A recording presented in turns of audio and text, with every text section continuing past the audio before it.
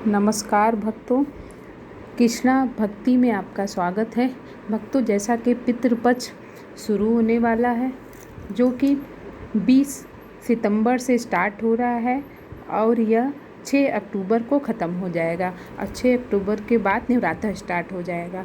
तो भक्तों, आज हम जानेंगे कि हमें पितृपक्ष में क्या करना चाहिए, पितृपक्ष में क्या नहीं करना चाहिए, हम पितृ तर्पण कैसे करें।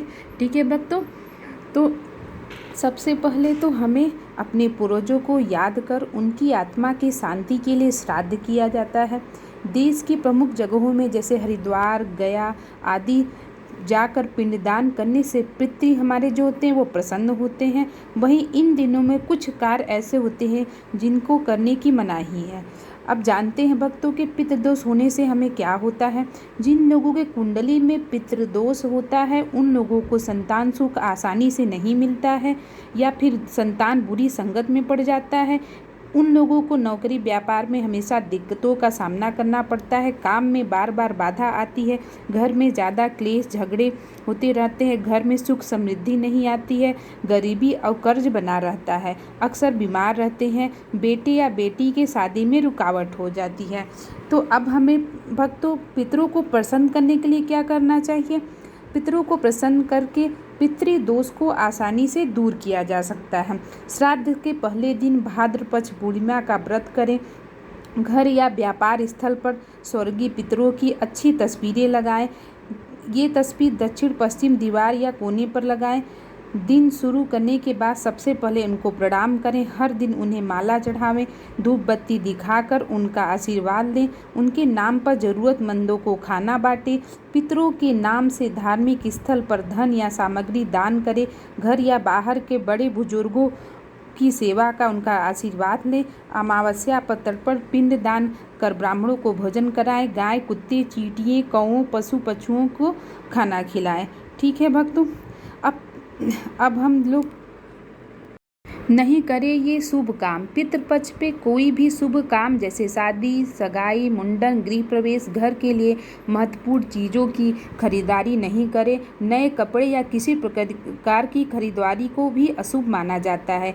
इस दौरान बेहद सादा जीवन जिए और सात्विक भोजन करने के लिए भी कहा जाता है। पितरों को पसंद करने के लिए हमें जानवर पक्षी को अपने घर में भोजन कराना चाहिए। मानता है कि पूर्वज इस रूप में आपस में मिलते हैं। पितृपक्ष में पत्तल पर भोजन करें और ब्राह्मणों को भी पत्तल में भोजन कराएं। यह बहुत फलदायक। आइए भक्तों, पितृपक्ष की कथा जान लेते हैं।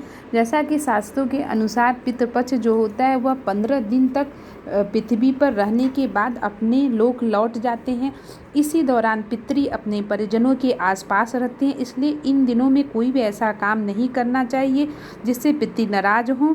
ठीक है भक्तों, एक कथा पितृपक्ष में सुनाई जाती है कि कर्ण की जब मृत्यु हो जाती है तो कर्ण स्वर्ग जाते हैं, तो उन्हें भूख लगती है, तो उन्हें सोने चांदी की वस्तुएं या सामान मिलता है खाने के लिए, लेकिन कर्ण परेशान हो जाते हैं। तो वे इंद्र से पूछते हैं कि मुझे तो भोजन चाहिए।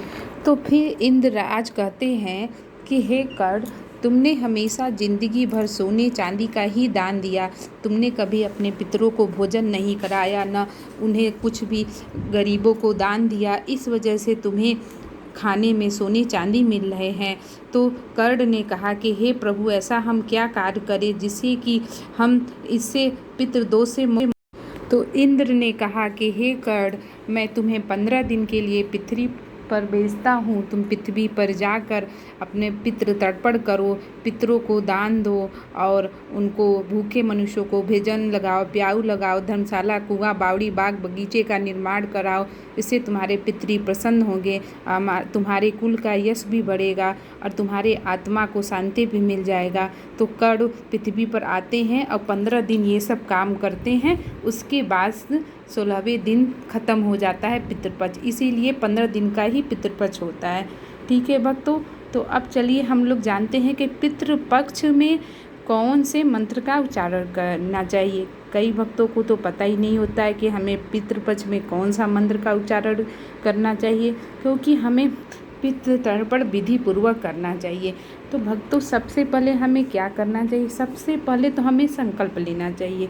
जो घर के बड़े बेटे होते हैं वो संकल्प लेते हैं, जैसे क्षेत्र का नाम कली युगे, कली प्रथम चढ़े, अपना नाम अमुक नामे, संवत्सरे आश्विन मासे कृतपक्षे, अमुक तिथो, तिथु अपने तिथि का नाम लीजिए, अमुक वासरे कौन सा दिन है, आप अमुक गोत्रो अपने गोत्र का, अमुक शर्मा या जो भी हैं आप, ठीक है, उसका आप नाम लीजिए, देवर्षि पितृतर्पणम करिष्यते।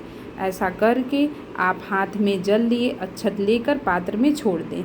उसके बाद आपको क्या करना चाहिए, विष देवों का आवाहन करना चाहिए। पहले सामने के पात्र में चंदन, जौ, अक्षत, पुष्प और तुलसी जल छोड़े, फिर उसमें 3 कुशों को रखे। अब उस पात्र में जल छोड़ता हुआ मंत्र पढ़कर विष देवों का आवाहन करें। ओम विष देवाय आह्वायेष्वे, ओम आवाह्यवः, ओम विष देवास आगत शूडता म इव ग्वव अहम इदं बहि निषीदतः। ओम ब्रह्मादयो विषदेवा अत्रागच्छतः। ओम विषदेवा सीडुते म ग्वं हवं मे ए अंतरिक्षे य उपविष्ठत। ए अग्निजिह्वा उत वा यजत्रा आस अस्मिन् वह्यसि माधवर्षि। ठीक है भक्तों, इस मंत्र का उच्चारण करें, फिर पितृ तर्पण करें। उसका मंत्र है ओम ब्रह्मा तृप्तामः, ओम विष्णु तृप्तामः, ओम रुद्र तृप्तामः, ओम प्रजापति तृप्तामः, ओम देवा तृप्तान्तमः, ओम छंद्रासि तृप्तान्तमः, ओम वेदा तृप्तान्तमः, ओम ऋषय तृप्तान्तमः, ओम पुराणाचार्य तृप्तान्तमः। इस प्रकार आप इस मंत्रों का उच्चारण करके अपने पितृ को तर्पण दें, उनसे आशीर्वाद मांगे कि हे हमारे पितृ हमारे घर में आप प्रसन्न होएं, सुख समृद्धि प्रदान करें, हमारे घर में सभी लोग सुरक्षित रहें। ठीक है भक्तों, तो अगर हमारा वीडियो अच्छा लगा हो तो हमारे चैनल को लाइक करें, सब्सक्राइब करें, शेयर करें, ताकि आने वाले समय में हम आपके लिए और अच्छे वीडियो बनाएं। धन्यवाद।